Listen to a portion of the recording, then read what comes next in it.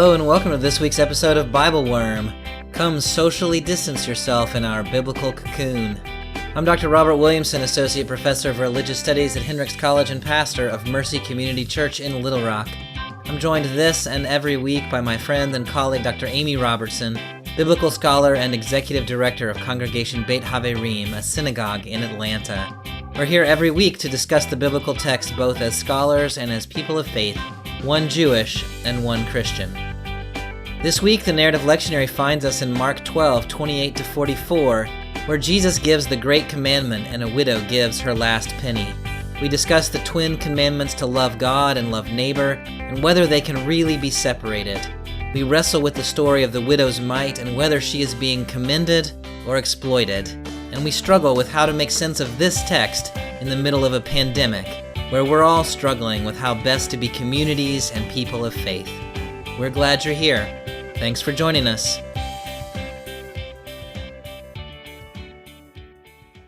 Hey, Amy, how are you this week? I usually say I'm doing fantastic, but it's been a week. My school just got canceled today. We're going to go online. Your school district got canceled today, right? Yeah, all the Atlanta public schools in the area are closed indefinitely. And we're trying to figure out how to keep our synagogue community connected to one another and also safe. It's a lot. Yeah, there's a lot going on for us and for people listening as well, I imagine. So we'll try as best we can to speak about these texts and how they relate to our current, our very current situation, as well as not just to the context generally, but also to the here we find this ourselves moment in a pandemic. right now where we are. Okay, so starting in Mark chapter 12, verse 28. One of the legal experts heard their dispute and saw how well Jesus answered them. He came over and asked him, "Which commandment is the most important of all?" Jesus replied, "The most important one is, 'Israel, listen, our God is the one Lord, and you must love the Lord your God with all your heart, with all your being, with all your mind, and with all your strength. The second is this, you will love your neighbor as yourself. No other commandment is greater than these.'" What do you make of Jesus' response to the question, which commandment is the most important of all? The first thing I notice is that there's, it's a two-part answer, right? Mm-hmm. And so the first part has to do with the individual's relationship to God. Right. Hear, O Israel, the Lord is your God, the Lord is one, which Jewish listeners might recognize as the Shema, right? Shema Israel, Adonai Eloheinu, Adonai Echad. This prayer is recited multiple times daily in the Jewish community. It's really very central. It's what you write on the scrolls that are hung on doorposts. This is a very central prayer in the Jewish community. And you find it in Deuteronomy 6:4. Yes. And then the second part of it is relationship with other people. Right. Which is also taken from the Hebrew Bible. It's taken from Leviticus 19:18. You shall love your neighbor as yourself. This reminded me of the story that is in the Talmud about two rabbis named Hillel and Shammai. You know this story, right? I do, Bobby? Yeah, I love this story. Yeah, it's a good story. So Hillel and Shammai, this is the 1st century BCE, and in the story, a learner, someone who's interested in converting to Judaism, goes first to the door of Rabbi Shammai, and knocks on the door and says, "I want you to teach me everything there is to know about Judaism, but I really want you to sum it up. Just be real tight in your summary here, and I'm going to stand on one foot while you teach it to me. So, you have to teach me the whole thing in the amount of time that I can balance on one foot." And Shammai is kind of famously like a curmudgeon, right? Yes, he's a curmudgeon. He's very attached to legalities, and he is really not interested in that exercise. Right. And finds it kind of insulting, that you would ask me to reduce the glory of the detail of my traditions down to what I can say while you balance on one foot. Yeah. So he throws the guy out and says, "Forget it, I'm not doing that." And the person then goes to the door of Hillel and knocks on his door. And Hillel answers him as he stands on one foot and says, "Do not do to anyone that which is hateful to you. That is the whole Torah. All the rest is commentary. Now go and study."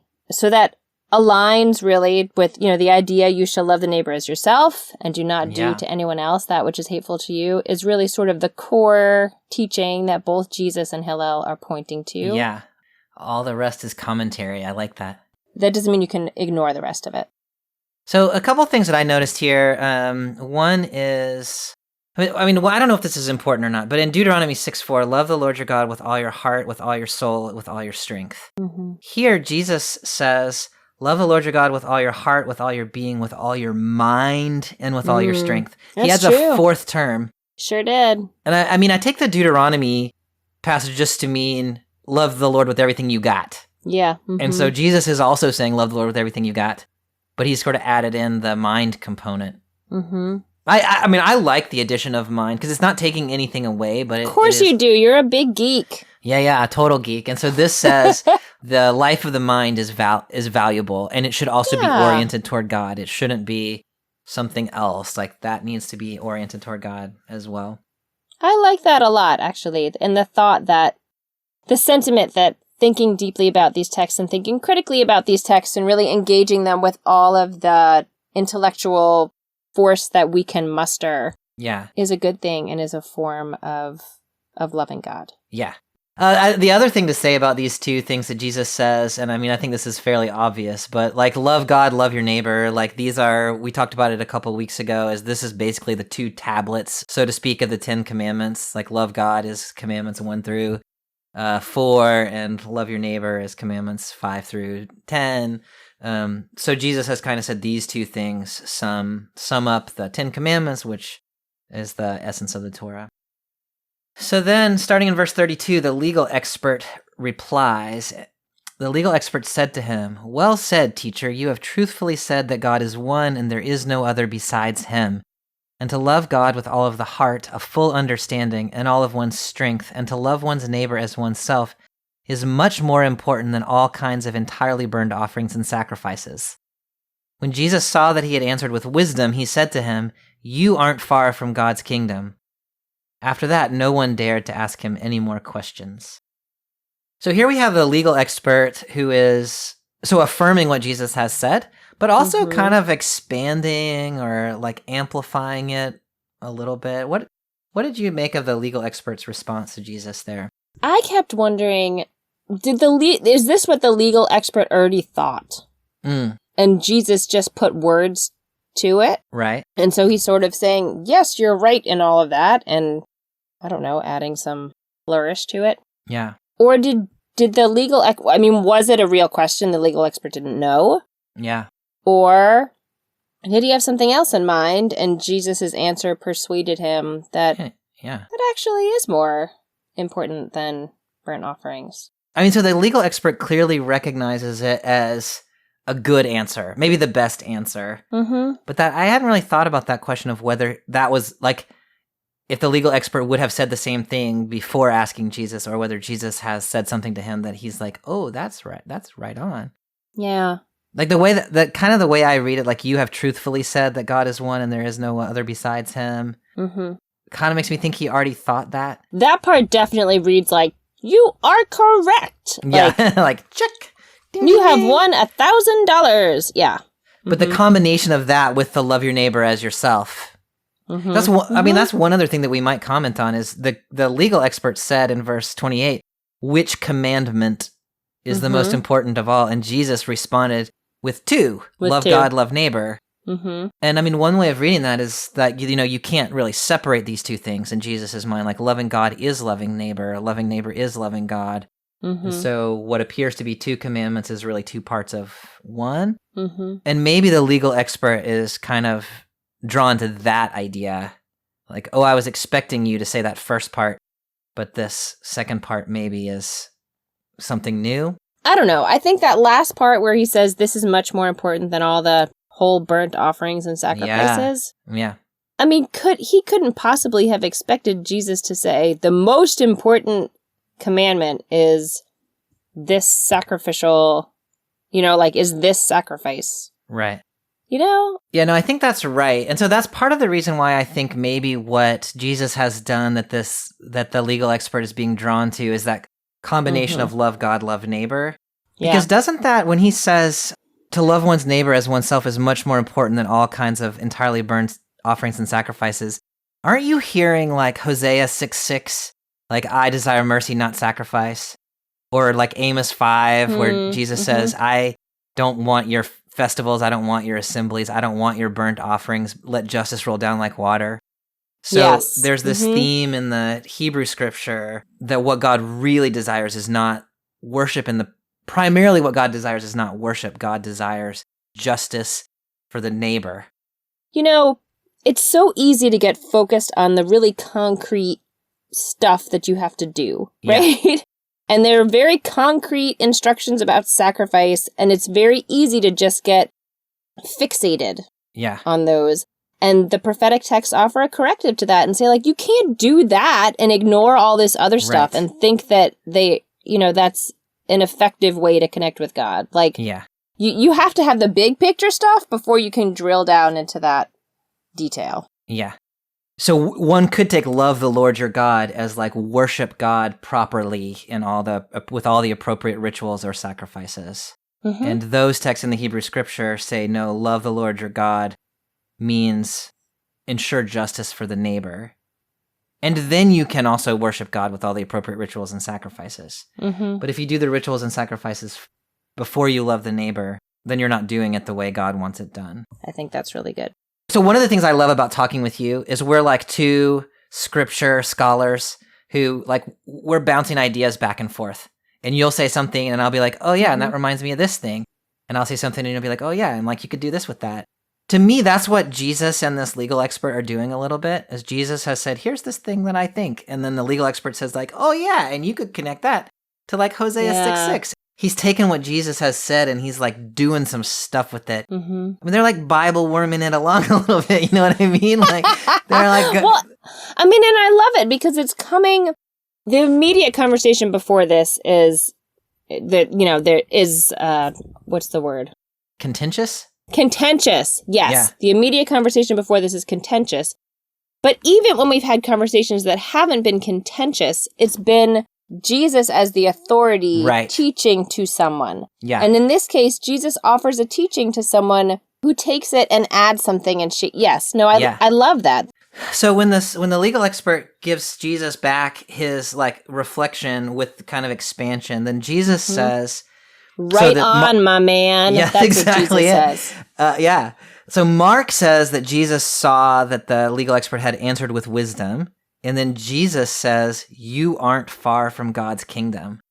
Now I feel like that's a pretty big deal for Jesus to say that to somebody. He hasn't said that like to anybody? Yeah. And to a scribe. Yeah. Right? Yeah. So again, like far be it for us to just sort of stereotype categories of people in these stories, right? Each person acts on their own accord.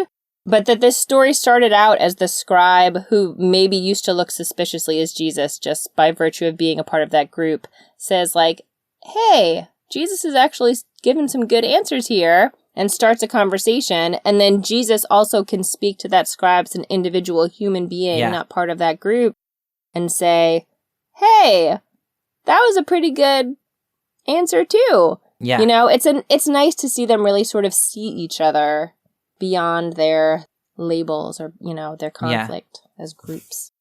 This last line of this passage in verse 34, after that no one dared to ask him any more questions, seems weird to me because like Jesus just had a super positive interaction with this guy. And it's like, yeah, you're awesome. And like, you're like right next door to the kingdom of heaven. Like, good on you.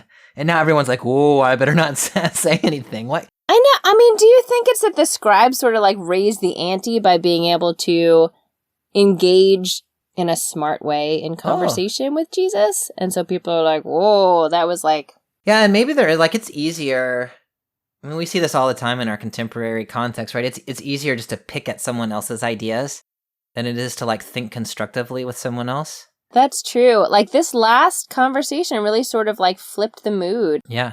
So something fruitful could actually come out of a real discussion if we're not just trying to trick each other and one-up each other. And then everyone else is around is like, oh, I don't know if I can handle like actual discourse. Right. Yeah. Right. I was just picking a fight. Yeah. I can pick a fight with you, but I don't know if yeah. Interesting. Yeah, it is interesting. So in the next verse 35, while Jesus was teaching in the temple, he said, why do the legal experts say that Christ is David's son? David himself, inspired by the Holy Spirit, said, quote, "The Lord said to my Lord, sit at my right side until I turn your enemies into your footstool," end quote. David himself calls him Lord, so how can he be David's son? The large crowd listened to him with delight. Now this is interesting because Jesus is now, he has imagined the religious leaders picking a fight with him. Like now he's like playing both parts of the conversation. It's like a straw man. Yeah, he set up a straw man. He's going to knock it down. No one dares to ask him any questions, so Jesus is like, fine, I'll just ask a question. Like, what? I'll ask myself questions. Yeah, I'll ask myself questions and then tear them apart. Yeah. So this is not, like, what's going on here is not the most obvious thing to me. I think I understand. It surely is not. So apparently the legal experts are claiming that the Christ, that is the Messiah, is David's son. And Jesus is saying, why do they say that?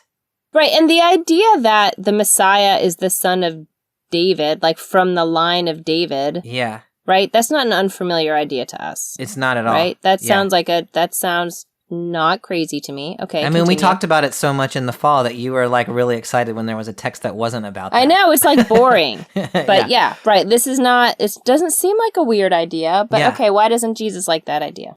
So what Jesus is doing, is saying, look, in this psalm, David refers to the Messiah as my Lord.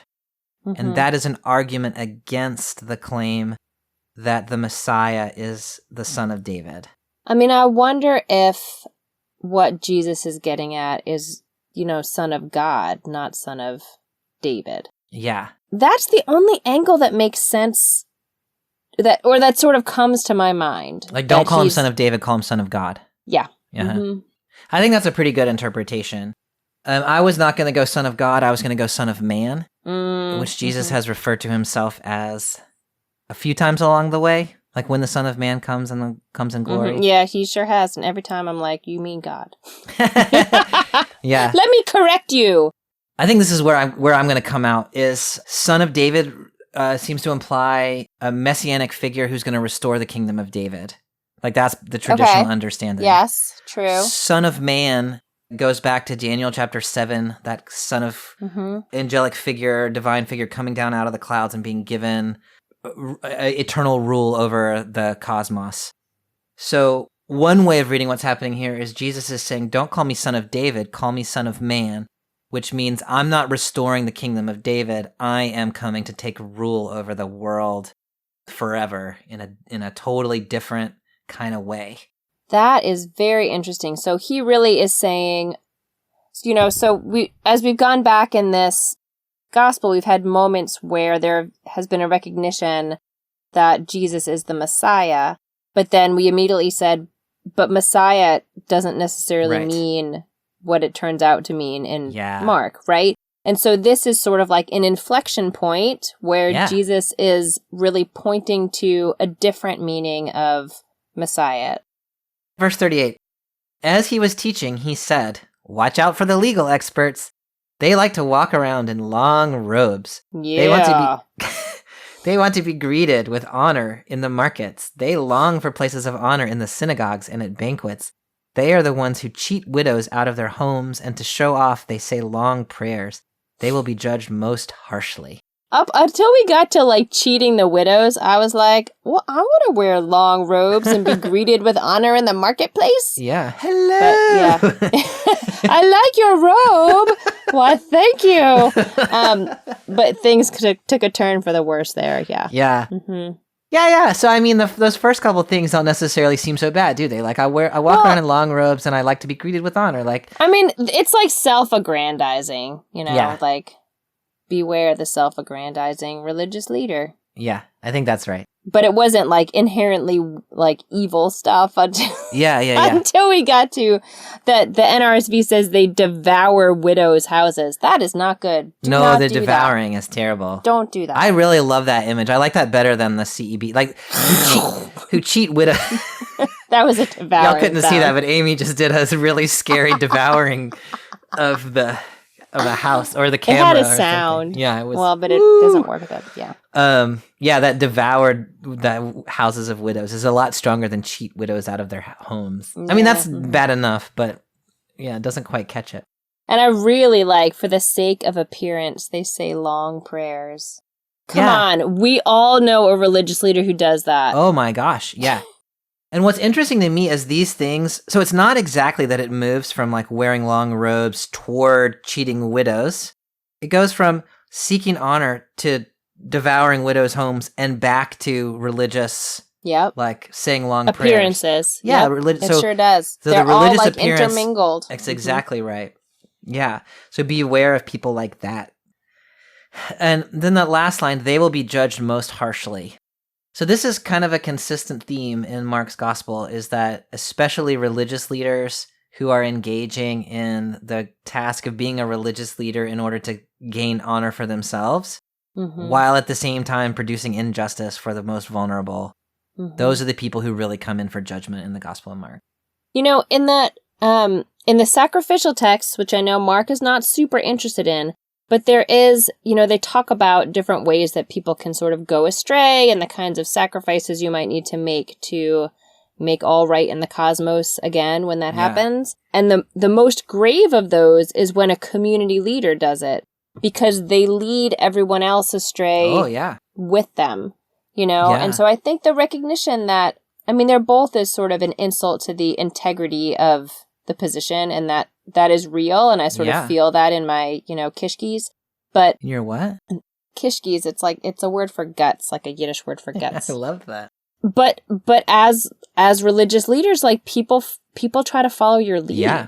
It's not only you who's getting yourself in trouble, but you're leading a whole congregation or a whole community down a bad road. So you do deserve greater condemnation. Yeah. That's really well said. Okay, so then moving on to verse 41. Jesus sat across from the collection box of the temple treasury and observed how the crowd gave their money. Many rich people were throwing in lots of money. One poor widow came forward and put in 2 small copper coins worth a penny. Jesus called his disciples to him and said, I assure you that this poor widow has put in more than everyone who's been putting money in the treasury. All of them are giving out of their spare change, but she, from her hopeless poverty, has given everything she had, even what she needed to live on. I mean, this little story cuts in a lot of ways in my mind, and I'm torn about how to interpret it, really. But maybe first we should just think about, like, what's actually going on in this story before we think about, like, what do we do with this story? I am picturing a place where people are giving donations. In my head, it's to the temple or the synagogue. The collection box for the temple treasury. Yeah.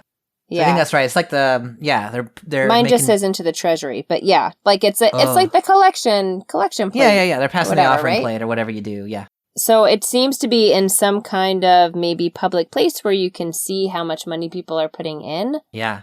And lots of rich people are putting in lots of money, which I'm adding this to the text, but looks impressive to see them put in all their money.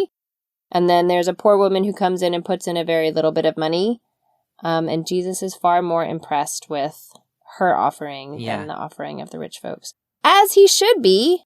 Wait, say more about that. Well, I agree with you, but say more about that. She doesn't have any discretionary income. Like, the rich people are giving of their discretionary income, and they're showing how much discretionary income they have. And so it's, you know, it can maybe make them feel like they have achieved some kind of honor, whatever. But they're not necessarily actually sacrificing very much by putting that money in there. Whereas she's giving this little bit of money, and in doing so, you know, we've talked a lot about the importance of vulnerability in community and giving up what you have so you can't be self-reliant. And that's what she's done. She's already poor. She's given the little bit of money that she has. And in doing so, she's really come into she ties herself to the community. She ties her fate completely to the community. No, I like that. This woman reminds me, like, when I read this story, it reminds me of my grandmother. She had 4 kids, and her husband died. So my dad was 9. So her kids were 10, 9, and 6, 6-year-old twins, when my grandfather died. And so my grandmother raised 4 kids. This was back in, like, the mid-40s, early 50s. Wow, in the States? In South Carolina, working as a secretary She raised 4 kids. And so, I mean, it was always kind of touch and go. And she kept a little box under the bed. And every time she got a paycheck, she would literally take out 10%, put it in the box. And then the next time she went to church, she would take that 10% and give it to the church. And she did it before she bought clothes, before she bought food, before she bought anything else. So yeah, and I think about that a lot, and you know how like putting the religious community first, and like and she really did think about it that way. I think like God will take care of her, like she needs to pay her respect, and God will take care of her. I really think she did. Yeah. And so so what he says is, this woman has put in more than everyone who's been putting money in the treasury. All of them are giving their spare change. So clearly this is a critique of the rich people who are not putting in enough money, or putting in like just what they can spare. Mm-hmm. It's interesting to me. So what he says about her is, she from her hopeless poverty has given everything she had, even what she needed to live on. Now, you and I have both been reading that as a commendation of her. And I think you can read it that way. But Jesus doesn't actually commend her. True. He just observes what she's done. Okay, keep going. Another way to read it is, we just had a critique of a religious leader in verse 40 who seeks a place of honor and cheats widows out of their homes, steals money from poor women. And then here we've got this poor woman who's had somehow, I mean, if we read her in line with what we just read, like the reason that she's poor is in part because the religious leaders or the people of wealth are depriving her of money already. And then she gives the last thing she's got to the religious community instead of having it for her well-being. So it is possible to read this text as a critique of the religious community for exploiting the poorest of the poor by telling them they need to give their money to the religious community, when the people who actually can afford to give money to the religious community are holding back, but giving money in ways that make them look good. Yeah, I can totally see how you could read this as saying the system has doubly, not quite abused, but has doubly taken advantage of this woman. When I read it that way, what I have in mind is like, I mean, and you know, this is like a little bit of a caricature, but what I have in mind is like televangelists who are on TV telling poor people that the reason that they're poor is because they need to give more money to God, and then the poor people are sending their money to this rich televangelist who like buys another jet, right? And then they just end up even more impoverished. Yeah, that is. I can totally see that. That's a very interesting reading, and I mean, I know they can't quite coexist with each other. Well, they can. I think they can coexist with each other. Can you make that? I think they might be able to too, but can you make that connection? Well, I don't know if they quite connect, but I don't think they're in contradiction to each other. Yeah. You know, so on the one hand, he's saying what an act of faith, or how impressed Jesus might be with this woman's willingness to give the last of her money to her community. And on the other hand, can also be saying, you know, so praise on her, and also twice over now you have brought this woman down. But I think you can both say this woman has shown tremendous faith. Yeah. And also this institution is so corrupt. Yeah. And has abused this woman in ways that she doesn't even understand she's being abused, you know? And again, it sort of looks at, you know, earlier in this section, we were talking about the sort of dual commandment of loving God and loving neighbor. Yeah. Right? And so this is, again, sort of putting these things together. How does your religious tradition and your religious leaders, how does it actually treat this person in their life? Yeah. So we've started to make the transition a little bit already to our closing question that we always ask, but I'm so interested in, like, there's so much going on in these 3 texts that connect to life today. And so when you're looking at these texts, when you're thinking about like our current environment, our current world, but also like the very specific world that we are in right now, in which the coronavirus pandemic's kind of dominating the world, What kinds of connections are you drawing between the text and us? I mean, I think at least on a broad level, the first text and the last text we read, not so much the text about the definition of the Messiah, unless you can help me tie that in, really have as a central component of them this idea that we talk about a lot. And one of them is our interconnectedness, and the importance of our interconnectedness and the holiness of our interconnectedness, and that it is not accidental that we rely upon each other, and that we that's what holy community is made from. Yeah. So I think these texts really highlight the realness of our interdependence and the holiness of our interdependence, and that is how we are built to be. We're in one of these moments as a Western American society of folks who surely like to be independent. It is very clear the ways in which we impact each other for better and for worse. I mean, we could talk about things like people's decisions to isolate or not to isolate, or people's, focus on their own health as opposed to the well-being of folks who might be in more vulnerable populations. Or things like, I stopped at the grocery store on the way home, and you really would think, the shelves are cleared out. Guys, if you buy all the soap, then no one else is washing their hands. Right. That's bad for you. You want everyone to wash their hands. Yeah. And so I feel like that's not a very, I don't know that that's a particularly creative, it's not a particularly nuanced reading of these texts. Yeah. But I feel very aware of our dependence on each other. Yeah, absolutely. At this moment. Yeah. What do you see here, Bobby? So the first place that my mind has gone is with this last story about the widow's contribution.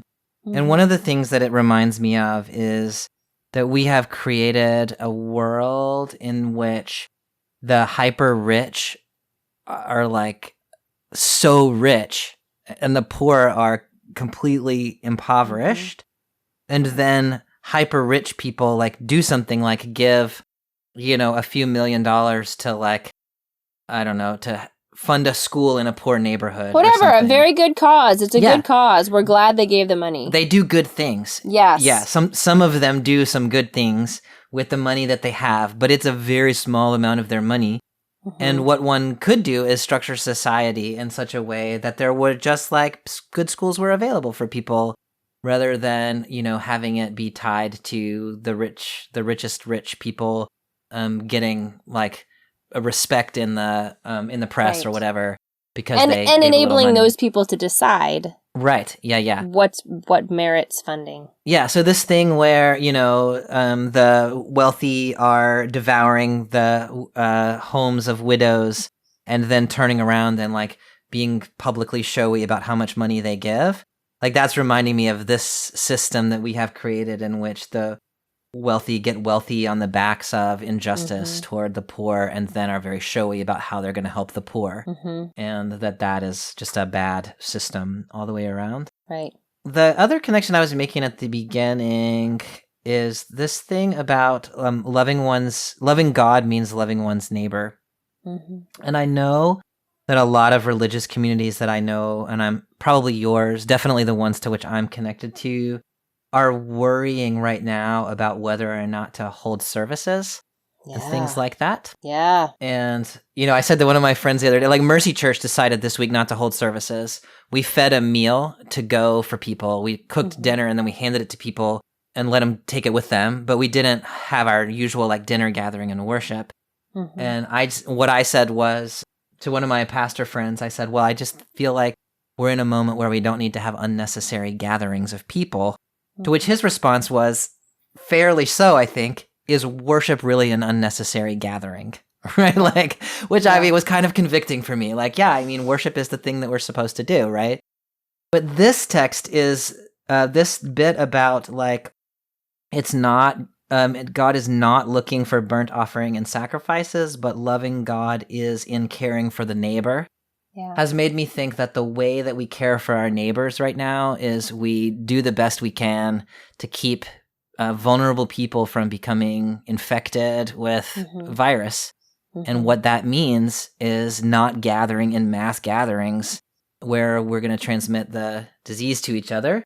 And so maybe in this moment, the best way of worshiping and honoring God is exactly not endangering our neighbor by having these big public gatherings. We find other ways of, other ways of worshiping, other ways of engaging in acts of justice and mercy. And like God can handle it. Like God gets what's up, and like we can all get back together in a few weeks or whatever it turns out to be, and it'll be fine. Yeah, there's a Jewish value, I guess, pikuach nefesh, to save a life, and the teaching in the Talmud is that if you can save one life, it's as though you've saved the entire world. And our community has been looking to that teaching a lot and thinking about, like, if we think there's one person who might be impacted by the fact that we have this service, it doesn't have to be someone in the room. It just has to be someone in the room who then goes home to someone who has a compromised immune system, or, we have to think long and hard about what's the over and under of gathering, even though we really do want to gather. And then the question is how to facilitate a sense of connectedness between ourselves and between ourselves and God in this time when we may not be able to be physically in a space altogether. That's right. And to me, that was very obvious. Yeah. And last night at Mercy Church, like one of the things was, so one good was we want to try not to get our friends on the street sick, because that's going to be terrible. Yes. But our solution to that was, well, we're not going to gather. But the thing that my Mercy Church folks most feel is social isolation and a lack of community. Yeah. And so by way of trying to keep you healthy, I'm like depriving you of community. And that doesn't feel like right to me yet. So that last point you were making, and I honestly don't know yet how to do it in my own context. Right. I mean, your context is tricky because a lot of people are going online, but not everyone's got, an internet connection and a laptop to just be able to live stream right in, Yeah, that's it. Yeah. It's tough stuff. It is tough. So yeah, lots of good things to think about. And certainly we at the Bible Worm podcast are thinking about and struggling with all of you in your communities. For sure. Y'all take good care of yourselves, especially community leaders who listen. It is a stressful time, and your well-being is important to your community and to us. Well said. All right, Amy. Hang in there. Stay healthy. See you next time. See you next time.